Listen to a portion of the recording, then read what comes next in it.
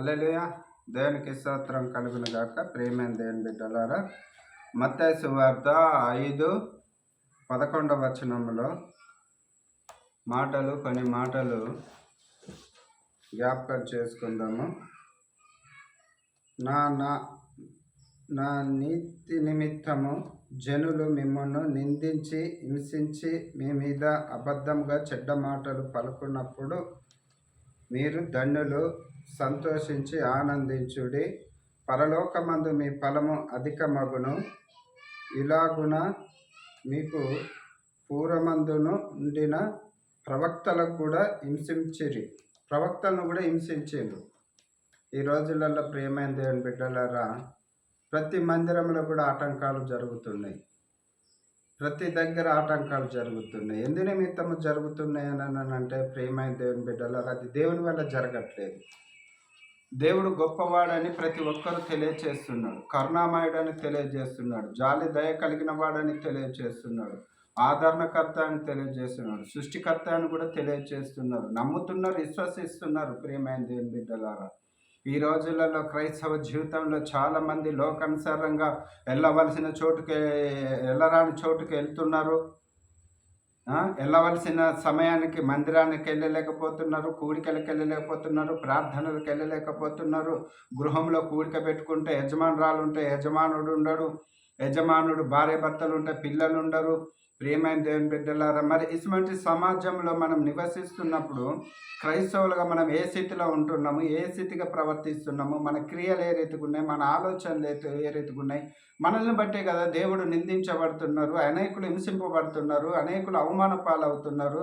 క్రైస్తవులు సమాధానంగా దేవుని లేఖనం ప్రకారంగా జీవించదుంటే ప్రియమైన దేవుని బిడ్డలారా, ఈరోజు సువార్త చేస్తున్న వారైతేంది, ప్రకటిస్తున్న వారైతేంది, ఎవరికి కూడా ఏ ఆటంకము ఏది అన్నది కూడా ఉండకపోవును. ప్రియమైన దేవుని బిడ్డలారా, మన స్వబుద్ధిని మనం ఆధారం చేసుకొని ఎక్కడ పడితే అక్కడ తిరుగుతున్నాము, ఎక్కడ పడితే అక్కడ ఉంటున్నాము, ఏమి మాట్లాడుతున్నామో తెలుస్తలేదు. ప్రేయర్కు క్రైస్తవులము, నామకార్థ క్రైస్తవులుగా జీవిస్తున్నాము, దేవుని బిడ్డలుగా ఉండలేని పరిస్థితి. అయ్యా మీరు దేవుని నమ్మినమని అంటున్నాం, కానీ కుటుంబం అంతయు దేవుని నమ్మిన వారే క్రైస్తవులే అని చెప్పుకుంటున్నారు. కానీ విశ్వాసం ఉందా? ఆ క్రియలు ఉన్నాయా? ఆ నోటి మాట ద్వారా కావచ్చు, చేతి ద్వారా కార్యాలు కావచ్చు, ఏదేమైనప్పుడు కూడా కొన్ని పరిస్థితులలో దేవునికి అవమానకరమైన జీవితాలు జీవిస్తలేమా? స్నేహభావంగా ఎక్కడ తిరుగుతున్నాము? స్నేహితులతో ఎక్కడ ఉంటున్నాము? ఎవరితో స్నేహం చేస్తున్నాము? ఎక్కడికి వెళ్తున్నాము? ఏ ఇంటికి వెళ్తున్నాము? ఎవరితోటి ముచ్చట ఆడుతున్నాము?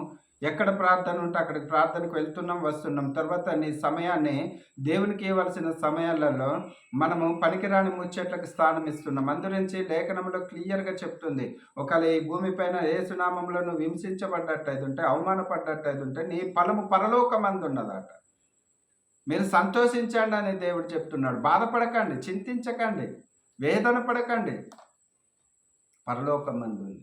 ఏదేమైనప్పుడు కూడా ఒక వ్యక్తి, ఒక సేవకుడైనా, విశ్వాసైనా, సువార్తకుడైనా ఎవరైనా బాధపడుతున్నారని అంటే ఆ బాధ ఏందో వారికి తెలుసు.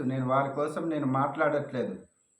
ప్రియమైన దేవుని బిడ్డలారా, సమాజంలో మనం నివసిస్తున్నప్పుడు, దేశంలో జరుగుతున్న ప్రతి అలజడిని బట్టి, ప్రతి సమయాన్ని బట్టి మనం ఆలోచన చేసుకుంటూ క్రైస్తవ జీవితం అనేది ఎంత సహనంగా, ఎంత ఓపికతోటి, ఎంత నిరీక్షణతోటి ప్రార్థన పూర్వకంగా ముందుకెళ్ళాలి. ఆపదలో ఉన్నాము, కష్టాల్లో ఉన్నాము, అవమానాలలో ఉన్నాము. బంధువుల ద్వారా కావచ్చు, రక్త సంబంధికుల ద్వారా కావచ్చు, అన్నదమ్ముల ద్వారా కావచ్చు, ఎవరి ద్వారా ఏదేమైనప్పుడు కూడా మన వ్యక్తిత్వం ఏ రీతిగా ఉంది, దేవునితో కలిగిన వారం కదా ప్రియమైన దేవుని బిడ్డలారా. ఎవరిని నమ్మవలసిన అవసరం కూడా లేదు, ఎవరిని నమ్మే పరిస్థితి కూడా లేదు ఈ రోజులలో. నువ్వు దేవుని బిడ్డవైతుంటే దేవుని నమ్ము, ప్రార్థన చేయి, నీకు ఏ అవసరం ఉందో ప్రార్థన చేయి. అయినప్పుడు కూడా ఆటంకాలు ఉంటాయి, ఆర్థికమైన ఇబ్బందులు ఉంటాయి, మనం అబద్ధం చెప్పవలసి వస్తుంది కూడా. ప్రియమైన దేవుని బిడ్డలారా, అబద్ధం ఆడకూడదు. ఏదేమైనా కూడా మనం నిజం చెప్పాలి. నిజం చెప్పినా కూడా ఈ రోజులలో నమ్మేవారు లేరు, అబద్ధాన్ని నమ్మేవారు ఉన్నారు. ప్రియమైన దేవుని బిడ్డలారా, అబద్ధానికి స్థానం ఇచ్చేవారు ఉన్నారు. మరి ఈరోజు క్రైస్తవుడిగా నేను ఏ రీతిగా సమాజంలో నివసిస్తున్నాం, ఏ రీతిగా ఉంటున్నాం ఒకసారి ఆలోచన చేద్దాం. మన క్రియలు ఏ రీతిగా ఉన్నాయి, మన తలంపు ఏ రీతిగా ఉంది, మన జీవితం ఏ రీతిగా ఉంది, మన బ్రతుకు తెరువు ఏ రీతిగా ఉంది, ఒకసారి ఆలోచన చేద్దాము. కడవరి దినాలలో ఉన్నాము. ఏ సమయంలో ఏది సంభవించినది మీకు తెలియదని దేవుడు తెలియచేస్తుంది పరిశుద్ధ గ్రంథము. దినములు చెడ్డ ఈ సమయాన్ని పోనీయక సద్దినం చేసుకోండి అని దేవుడు తెలియజేస్తున్నాడు. అయినప్పుడు కూడా మన వ్యక్తిత్వంలో మనం దేవునికి సమయాన్ని ఇవ్వలేకపోతున్నాము, హృదయంలో స్థానం ఇవ్వలేకపోతున్నాము. ఒక కుటుంబాలలో ప్రార్థన పెట్టుకున్నామనంటే ఇద్దరు భార్య భర్తలు ఉంటే పిల్లలు ఉండరు, ఒకళ్ళ భార్య పిల్లలు ఉంటే భర్త ఉండడు. ప్రియమైన దేవుని బిడ్డలారా, ఒకసారి ఆలోచన చేద్దాం. ఎవరికి ఇస్తున్నాము స్థానం? మనము కుటుంబంగా ఆదివారం రోజు మందిరానికి వెళ్ళవలసిన సమయాలలో, దేవుడు ఆశీర్వదించిన విధానాన్ని మనం స్వీకరించవలసిన సమయాలలో, ఒకరు పని ఉన్నదాన్ని ఒకరు వెళ్తారు, నేను ఒకరు ఫంక్షన్ ఉందని ఒకరు వెళ్తారు, ఒకరు మందిరానికి వస్తారు. లేదా కుటుంబం ఆదివారం రోజు ఫంక్షన్లకు వెళ్ళిపోతారు. ప్రియమైన దేవుని బిడ్డలారా, ఒక మాట జ్ఞాపకం చేస్తే చాలా జాగ్రత్తగా ఆలోచించండి. ఆదివారం రోజు బంధువులే కావచ్చు, స్నేహితులే కావచ్చు, ఎక్కడైనా సరే మనకు ఒక విందు అన్నది, ఒక వివాహం కావచ్చు, ఏదో ఫంక్షన్ అనేది ఆ రోజు వచ్చింది. ఆ రోజు మీ కుటుంబంగా మీరు దేనికి ప్రాముఖ్యత ఇస్తారు? ఒక ఇద్దరు మందిరానికి వెళ్తారు, ఒక ఇద్దరు ఫంక్షన్కి వెళ్తారు, లేదా మొత్తానికే మందిరానికి అన్ని ఎగ్గొడతారు కానీ ఫంక్షన్కి అయితే వెళ్తారు. మళ్ళీ ఇంకో విషయం చెప్తున్నది, జాగ్రత్తగా వినండి. దేవుని విషయానికి వచ్చినప్పుడు, దేవుని విషయాలలో సహకరించవలసి వచ్చినప్పుడు, అది ఆర్థికంగా కావచ్చు, ఏ విధంగా అయినా సహకరించవలసి వచ్చినప్పుడు మన వ్యక్తిత్వాలు బయటకు వస్తాయి. అప్పుడు ఏ విధంగా వస్తాయని అంటే పరిస్థితులు చెప్తారు. అదే ఒక కాడికి వెళ్ళాలంటే పరిస్థితులు చెప్పరు. ప్రియమైన దేవుని బిడ్డలారా, ఉన్న పాటను సిద్ధపడతారు, ఉన్న పాటను ఏర్పాటు చేస్తారు, అక్కడికి వెళ్ళవలసిన విందుకు వెళ్తారు, ఆనందంగా వెళ్తారు, ఆనందంగా తిరిగి వస్తారు. మళ్ళీ ఇంటికి వచ్చినాక ఏముంటుంది అని అంటే, ఈరోజు ఆదివారం గుడికి వెళ్ళలేకపోయినాము అని మనోవేదన, బాధ. ఇవన్నీ ఎందుకు అవసరమా? లోకంలో జరుగుతున్నాయని చూస్తున్నావు కదా. విందు ఏ రోజైనా ఉన్నది. ప్రియమైన దేవుని బిడ్డలారా, మందిరానికి వెళ్ళొచ్చినాక నువ్వు విందుకు వెళ్ళు. మందిరానికి ఏ రీతికి వెళ్తున్నావో విందుకు కూడా అదే రీతికి వెళ్ళు, తప్పులేదు. కానీ ప్రియమైన దేవుని బిడ్డలారా, విందుకి ఇచ్చినంత సమయము మందిరంలో ఇయ్యలేకపోతున్నాము. దేవుని బిడ్డలను నామకార్థంగా జీవిస్తున్నాము. ఒకరు ప్రార్థన చేస్తే ఒకరు నిద్రపోతారు, ఓ ముగ్గురు ప్రార్థన చేస్తే ఒకరు ఎక్కడో ఉంటారు. ఆదివారం వస్తే మాత్రానికి పండగ అంటారు. ఏం పండగ ఆదివారం రోజు? ఏం పండగ చెప్పండి? కుటుంబంగా కలిసి ఉండుట, అన్యోన్యంగా ఉండుట, ప్రేమ సమాధానంగా ఉండుటే అది క్రీస్తు నామంలో విందు, అది ప్రేమ పండగ. ఆ రోజు నువ్వు నీకు కలిగిన దాన్ని బట్టి ఏది ఇందు ఏర్పాటు చేసుకుంటావు, దాన్ని బట్టి నువ్వు ఆనందిస్తావు, సంతోషించుతావు. ప్రియమైన దేవుని బిడ్డలారా, దేవుని సంతోషం అనేది నీ హృదయంలో, నీ ఇంట్లో లేనప్పుడు, దేవుని వెలుగు అనేది, దేవుని వాక్యం అనేది నీ కుటుంబంలో లేనప్పుడు పరిశుద్ధాత్మ తండ్రి తెలియజేస్తున్నాడు. నువ్వు ఉద్యోగస్తురాలువైనా, ఇంటి ఇల్లాలు మొత్తం ఉద్యోగాలు చేసినా కూడా, నీ గృహంలో సమస్తం సమకూర్చబడి ఉన్నా కూడా నీ గృహంలో ఏమి లేదంటే వెలుగు లేదు. వెలుగనంటే దేవుని కృప, దేవుని కృప అంటే వాక్యము. వాక్యానికి స్థానం ఇయ్యని కుటుంబంగా ఉన్నావా? నీ గృహంలో సంతోషం సమాధానం లేదా? నీ గృహంలో ఆనందం లేదా?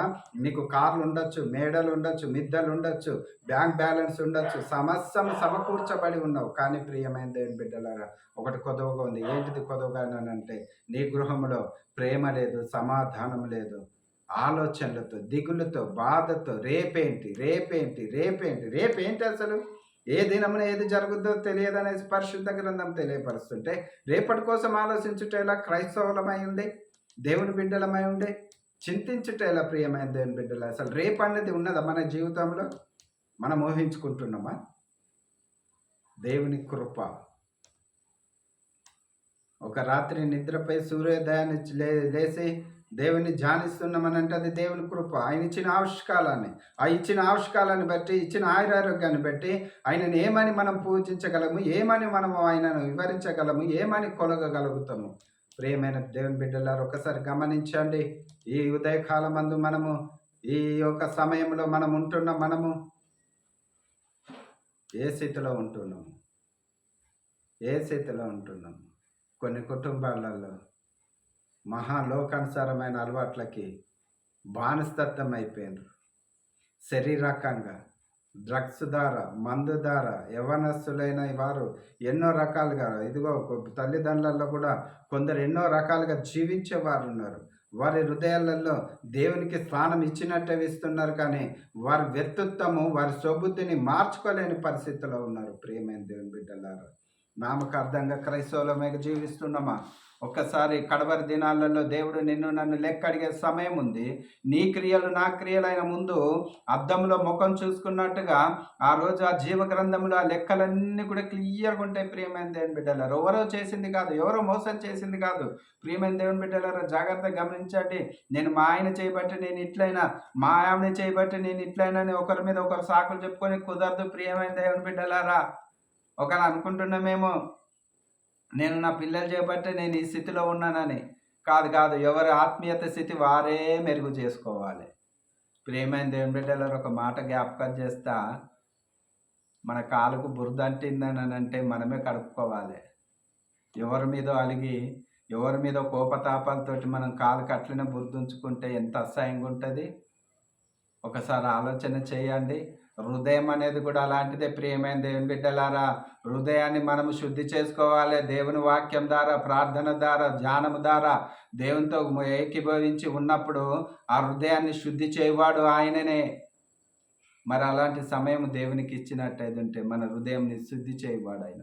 కాలుకున్న మట్టి అయితే నువ్వు కడుక్కుంటావు, హృదయాన్ని నువ్వు కడుక్కోలేని పరిస్థితిలో ఉంటావు. కలవరంతో ఉన్నావు, వేదనతో ఉన్నావు, బాధతో ఉన్నావు, చింతతో ఉన్నావు. ఎస్మంటి పరిస్థితిలో ఉన్నా కూడా దేవుడు నీ ఆలోచనను మొత్తము దీవించి ఆశీర్వదించే దేవుడు. నీకు సఫలంగా సమస్తము సమకూర్చి సహాయం చేసే దేవుడు. అలాంటి దేవునితో మనం ఉన్నప్పుడు మనకి దిగులేలా, ఆటంకమేలా, నమ్మకంగా ఉండొచ్చు కదా, యథార్థంగా ఉండొచ్చు కదా. దేవుడిటి మాటలు దీవించి ఆశీర్వదించును గాక. ఆమేన్.